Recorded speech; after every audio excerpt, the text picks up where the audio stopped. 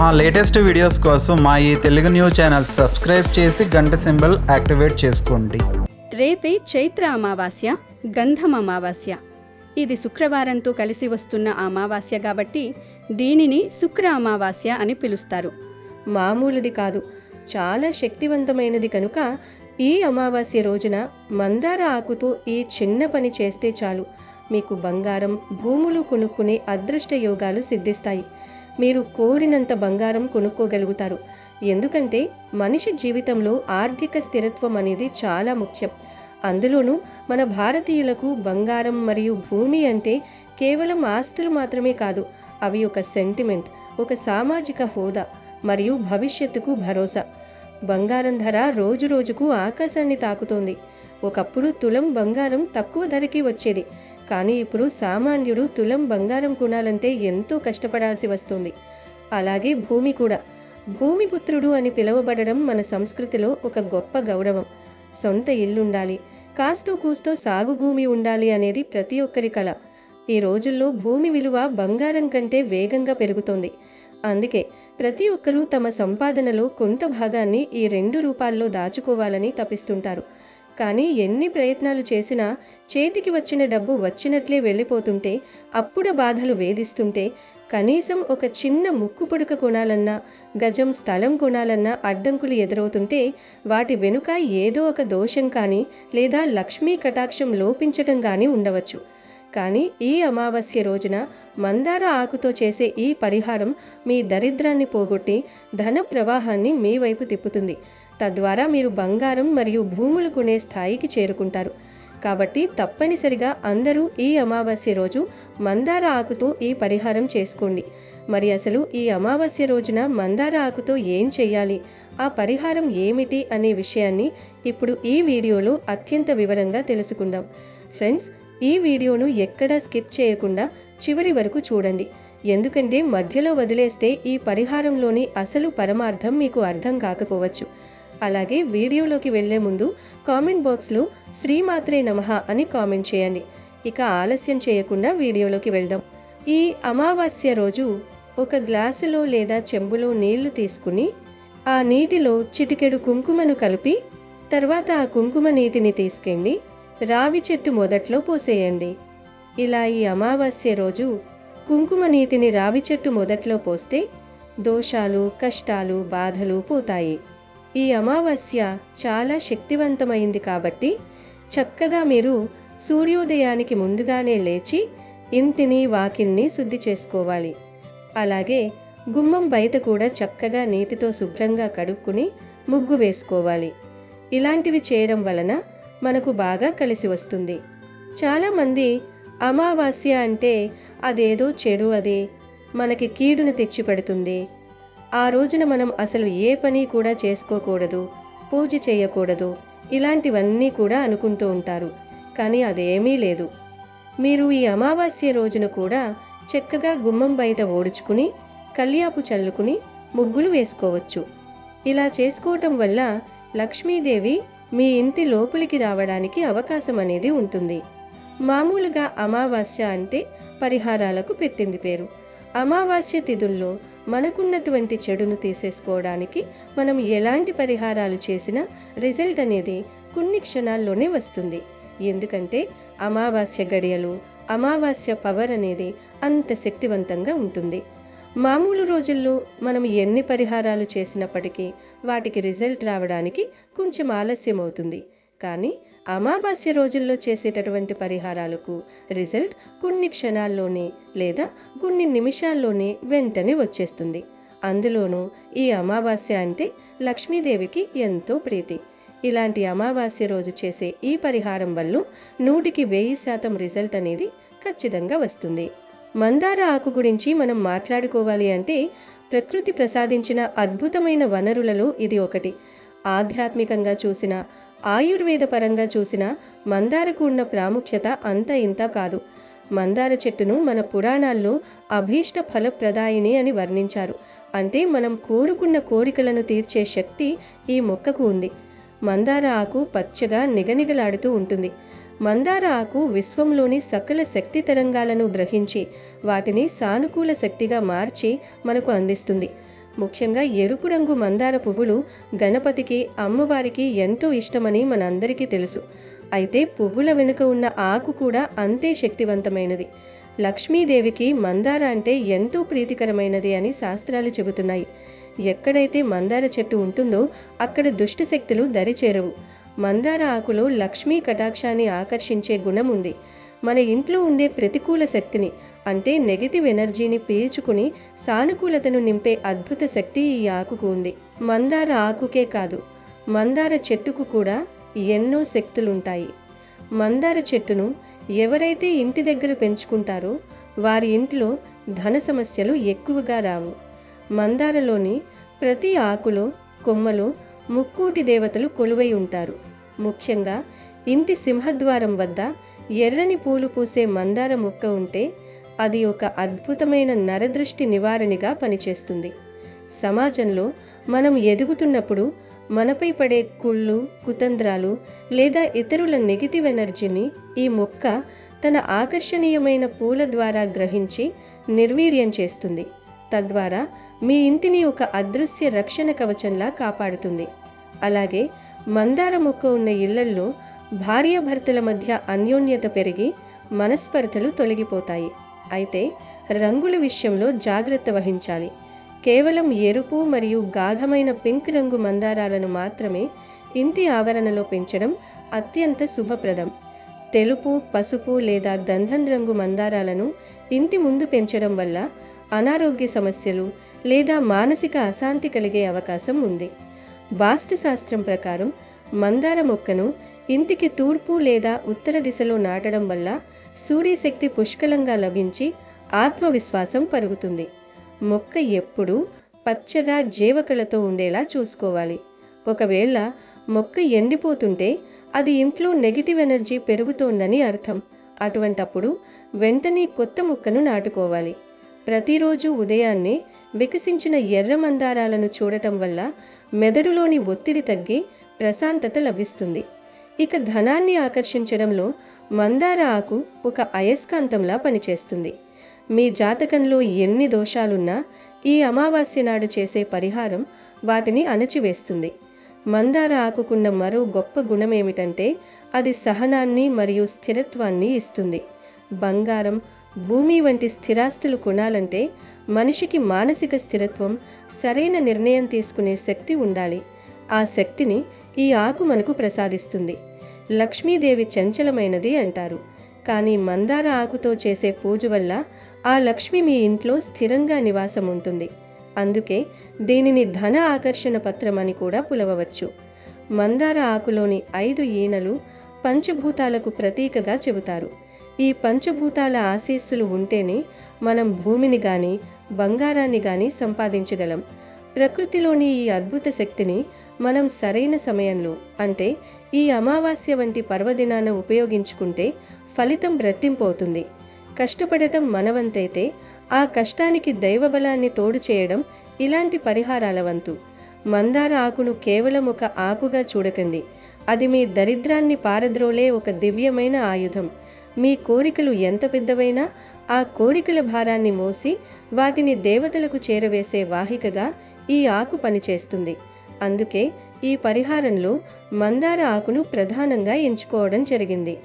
అసలు మందార ఆకుతో ఏం చేయాలంటే, ఈ అమావాస్య రోజు ఉదయాన్నే నిద్రలేచి తలస్నానం చేసి శుచిగా ఉండాలి. సాయంత్రం 6 లోపు అంటే పగటిపూట ఎప్పుడైనా సరే ఈ పరిహారాన్ని చేసుకోవచ్చు. ముందు ఒక మంచి మందారాకుని ఎంచుకోవాలి.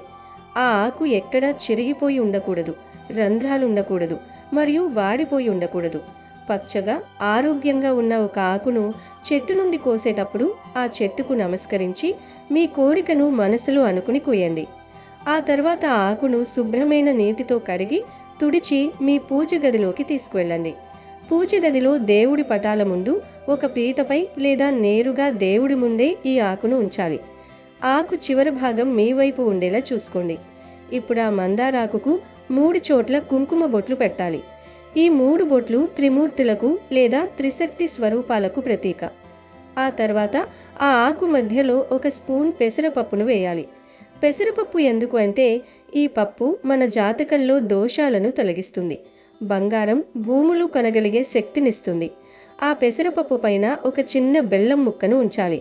బెల్లం గురుగ్రహానికి మరియు సూర్యుడికి సంకేతం. జీవితంలో తీపిని అంటే విజయాన్ని మరియు ఐశ్వర్యాన్ని బెల్లం సూచిస్తుంది. దీనితో పాటు చిటికెడు పసుపును కూడా ఆ పెసరపప్పు పైన వేయాలి. పసుపు మంగళకరమైనది మరియు లక్ష్మీ స్వరూపం గనుక ఇలా ఆకుపై పెసరపప్పు, బెల్లం, పసుపు ఉంచిన తర్వాత 2 చేతులు జోడించి దేవుడికి నమస్కరించాలి. మీ మనసులో ఉన్న బలమైన కోరికను అంటే, స్వామి, నాకు సొంత భూమి కొనే అవకాశం కల్పించు, మా ఇంట్లో బంగారం వృద్ధి చెందేలా చూడు, మా ఆర్థిక ఇబ్బందులు తొలగించు అని చాలా ఏకాగ్రతతో వేడుకోవాలి. మీ కోరికను ఒక సంకల్పంలా చెప్పుకోవాలి. ఆ తర్వాత ఆ మందారాకును అలాగే 24 గంటల పాటు పూజ గదిలోనే ఉంచాలి. అంటే మీరు ఈ రోజు ఉదయం 8 గంటలకు ఈ పరిహారం చేస్తే మరుసటి రోజు ఉదయం 8 గంటల వరకు అది అక్కడే ఉండాలి. ఆ 24 గంటల సమయంలో ఆ ఆకు విశ్వంలోని ధనశక్తిని ఆకర్షించి మీరు పెట్టిన వస్తువులలో ఆ శక్తిని నిక్షిప్తం చేస్తుంది. 24 గంటలు ముగిసిన తర్వాత స్నానం చేసి దేవుడికి నమస్కరించి ఆ ఆకును నెమ్మదిగా తీసుకోవాలి. ఆ ఆకులోని పెసరపప్పు, బెల్లం మరియు పసుపుతో సహా తీసుకువెళ్ళి ఒక ఆవుకు తినిపించాలి. హిందూ ధర్మంలో ఆవును సాక్షాత్తు మహాలక్ష్మిగా, ముక్కోటి దేవతల నిలయంగా భావిస్తాము. ఆవుకు ఈ పదార్థాలను తినిపించడం వల్ల మీ కోరిక నేరుగా ఆ దేవతలకు చేరుతుంది. ఒకవేళ మీ ప్రాంతంలో ఆవు లభ్యం కాకపోతే కంగారు పడకండి. ఆ ఆకులోని పెసరపప్పును, బెల్లాన్ని పక్షులకు లేదా చిట్టి చీమలకు ఆహారంగా వేయవచ్చు. పక్షులు ఆ గింజలను తిన్నా లేదా చీమలు ఆ బెల్లాన్ని తిన్నా కూడా మీకు అంతే ఫలితం దక్కుతుంది. ప్రకృతిలోని జీవులకు ఆహారం పెట్టడం అనేది ఒక గొప్ప పుణ్యకార్యం. అది మీ ఆర్థిక అడ్డంకులను తొలగిస్తుంది. ఆ ఆకును మాత్రం ఏదైనా చెట్టు మొదట్లో వేసేయండి. ఇలా ఈ చిన్న పనిని అత్యంత భక్తి శ్రద్ధలతో, నమ్మకంతో చేస్తే ఖచ్చితంగా మీకు బంగారం మరియు భూములు కొనే యోగం పడుతుంది. ఇది చాలామంది అనుభవపూర్వకంగా తెలుసుకున్న పరిహారం. అమావాస్య రోజున ఉండే ఆ ప్రత్యేక శక్తి, మందారాకుకు ఉన్న ఆకర్షణ గుణం, పెసరపప్పు మరియు బెల్లం యొక్క గ్రహ అనుకూలత ఇవన్నీ కలిసి మీ జీవితంలో అద్భుతమైన మార్పులను తీసుకువస్తాయి. మీరు ఎన్ని పూజలు చేసినా ఫలితం కలగడం లేదు అని బాధపడేవారు ఈసారి ఈ చిన్న తంత్రాన్ని పాటించి చూడండి. మీ కష్టార్జితం వృధా కాకుండా అది ఆస్తి రూపంలోకి మారుతుంది. మీ ఇంట్లో లక్ష్మీదేవి తాండవిస్తుంది. ఈ అమావాస్య మీకు ఒక కొత్త వెలుగును, ఐశ్వర్యాన్ని ప్రసాదిస్తుంది. ఈ పరిహారం చేసేటప్పుడు కొన్ని విషయాలు గుర్తుంచుకోవాలి. మీ మనసులో ఎటువంటి ప్రతికూల ఆలోచనలు ఉండకూడదు. ఇది చేస్తే నిజంగా జరుగుతుందా అని అనుమానం ఉండకూడదు. పూర్తి నమ్మకంతో చేసినప్పుడే విశ్వం మనకు సహకరిస్తుంది. ఈ అమావాస్య రోజున మీరు చేసే ఈ చిన్న ప్రయత్నం మీ తరతరాల దారిద్ర్యాన్ని పోగొట్టే శక్తిని కలిగి ఉంది. బంగారం కొంటే అది కేవలం అలంకారం కాదు, అది మీ ఆపదలో ఆదుకునే నిధి. భూమి కొంటే అది మీ పిల్లలకు మీరిచ్చే గొప్ప ఆస్తి. ఈ రెండింటినీ పొందే అర్హత మీకుంది అని నమ్మండి. ఆ నమ్మకమే మిమ్మల్ని ముందుకు నడిపిస్తుంది. ఈ మొత్తం ప్రక్రియలో మీ నిబద్ధత మరియు క్రమశిక్షణ చాలా ముఖ్యం. అమావాస్య అనేది ముగింపు కాదు, అదొక కొత్త ప్రారంభానికి సంకేతం. చీకటి తర్వాత వెలుగు వచ్చినట్లు మీ సమస్యల చీకటి తొలగిపోయి ధనకనక వస్తువాహనాలతో మీ ఇల్లు కలకలలాడుతుంది. మందార ఆకు యొక్క ఆ పచ్చదనం మీ జీవితంలో ఎప్పుడూ పచ్చగానే ఉండాలని, మీరు తలపెట్టిన ప్రతి కార్యం దిగ్విజయంగా పూర్తి కావాలని కోరుకుంటున్నాను. మరిన్ని ఇలాంటి ఆధ్యాత్మిక మరియు జ్యోతిష్య సంబంధిత విషయాల కోసం మా ఛానల్ని ఫాలో అవుతూ ఉండండి. అలాగే ఈ అమావాస్య రోజు గుర్తుపెట్టుకుని మీరు ఒక్క చెట్టుని తాకితే చాలు, మీకు ఉన్నటువంటి ప్రతి దోషం, ఆర్థిక బాధలు, లేదంటే ఆరోగ్య సమస్యలు ఏదన్నా ఉన్నా, సంతాన సమస్యలు ఉన్నా, లేదంటే లక్ష్మీదేవి కటాక్షం మాకు కొంచెం తగ్గింది అనుకున్నా కానీ మీరు ఈ చెట్టుని తాకితే సరిపోతుంది. ఆ చెట్టు ఏంటి అంటే కనుక మామిడి చెట్టు. అవునండి, మామిడి చెట్టు దగ్గరికి మీరు వెళ్ళే ముందు శుభ్రంగా మీరు స్నానం చేసేయండి. ఈరోజు స్నానం చేసిన తర్వాత నలుపు రంగు వస్త్రాలు ధరించకండి. మిగతా వర్ణంలో ఉండే ఎరుపు కానీ, పసుపు కానీ, ఆకుపచ్చ కానీ ఇలా మిగతా వర్ణంలో ఉండే ఏ వస్త్రాలనైనా కూడా ధరించుకుని చక్కగా వెళ్ళేటప్పుడు ఒక గ్లాసు నీళ్లలో చిటికిడు కుంకుమ వేసుకొని ఆ కుంకుమ నీళ్లను మామిడి చెట్టు మొదట్లో పోసుకొని మామిడి చెట్టు చుట్టూతా 3 ప్రదక్షిణలు చేసి మామిడి చెట్టుని 11 సార్లు తాకి మీ యొక్క సంకల్పాన్ని చెప్పుకోండి. కుదిరితే మామిడి చెట్టు కింద ఆవు నేతితో దీపారాధన చెయ్యండి. ఇదంతా చెయ్యలేని వారు జస్ట్ మామిడి చెట్టును 11 సార్లు టచ్ చేసేసి తిరిగి వచ్చేయండి, చాలు. మామిడి చెట్టు మనకి సాక్షాత్తు లక్ష్మీ స్వరూపం కాబట్టి ఖచ్చితంగా లక్ష్మీదేవి యొక్క అనుగ్రహం లభిస్తుంది.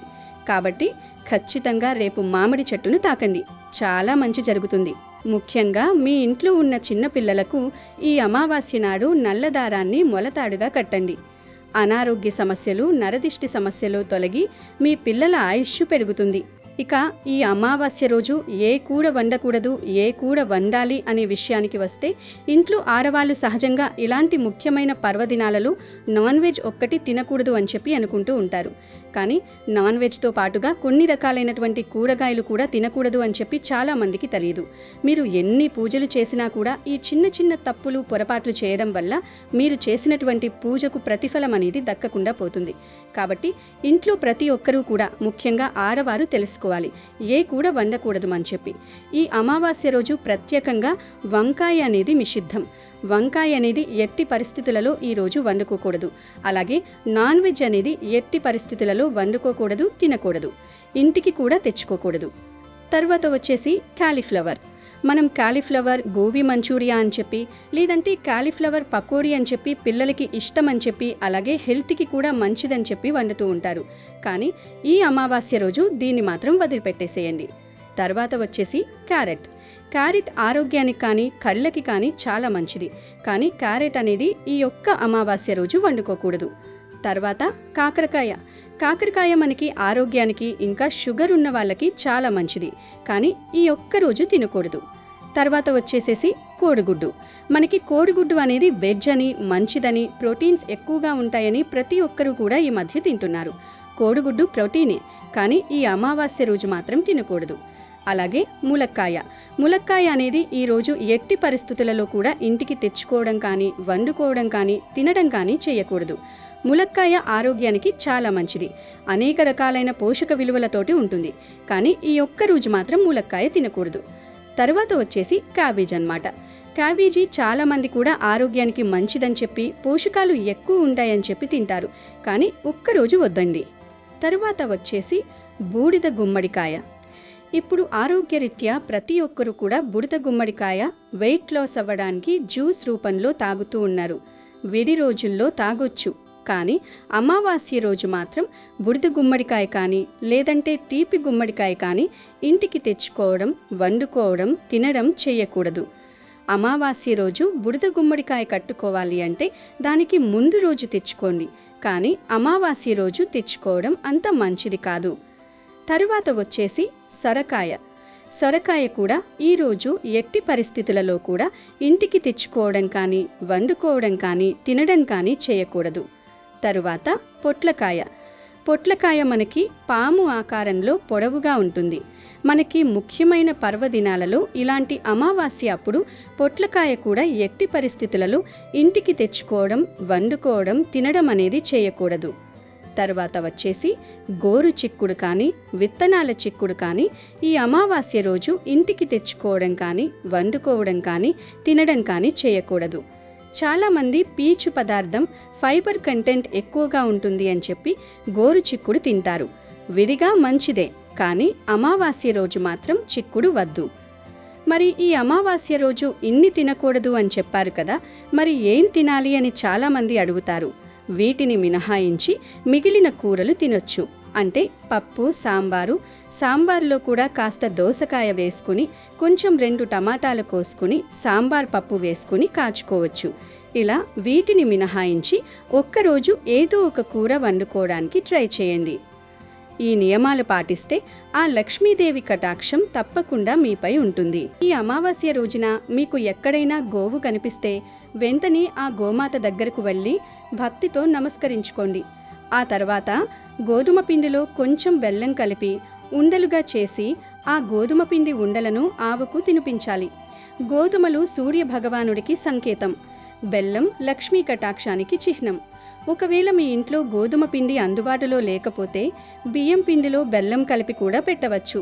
ఇలా ఈ శుక్ర అమావాస్య నాడు గోమాతకు గోధుమ పిండి బెల్లం కలిపి తినిపించడం వల్ల సాక్షాత్తు లక్ష్మీదేవి మీ ఇంట్లోకి ప్రవేశిస్తుంది. ఇలా ఈరోజు గోవుకు ఈ ఆహారం పెట్టి ఓం శ్రీ గోమాత్రే నమః అనే మంత్రాన్ని 11 సార్లు జపించండి. దేవతలందరి ఆశీస్సులు మీకు లభిస్తాయి. గతంలో మీరు చేసిన పాపకర్మలన్నీ తొలగిపోయి పుణ్యఫలం దక్కుతుంది. ధనలాభం కలగడమే కాకుండా కుటుంబంలో కలహాలు తగ్గి సఖ్యత పెరుగుతుంది. సమాజంలో గౌరవ మర్యాదలు పెరుగుతాయి. మీ జీవితం వెలిగిపోతుంది. దారిద్ర్యమన్న మాట మీ దరిదాపుల్లోకి కూడా రాదు. తరతరాలకు సరిపడా సంపదను పొందే సువర్ణావకాశాలు వస్తాయి. గోమాత అనుగ్రహం ఉంటే అసాధ్యమైనది ఏదీ లేదు.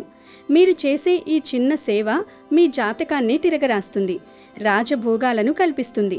పట్టిందల్లా బంగారమయ్యే రోజులు మీకు దగ్గరలోనే ఉన్నాయి. కాబట్టి శుక్ర అమావాస్య రోజు ఆవు కనిపిస్తే నిర్లక్ష్యం చేయకుండా ప్రేమతో నిమిరి గోధుమ పిండి తినిపించి మంత్రం పఠించి శుభ ఫలితాలను పొందండి. వీటితో పాటు గోవుకు కొన్ని రకాల పదార్థాలు పెడితే వివిధ రకాల ప్రయోజనాలు కలుగుతాయని శాస్త్రాలు చెబుతున్నాయి. అన్నంలో చిటికడు ఉప్పు, పసుపు కలిపి ఆ అన్నాన్ని గోవుకి ఆహారంగా పెడితే ధన సమస్యలు పోతాయి, అప్పులు తీరిపోతాయి, సంపాదన పెరుగుతుంది.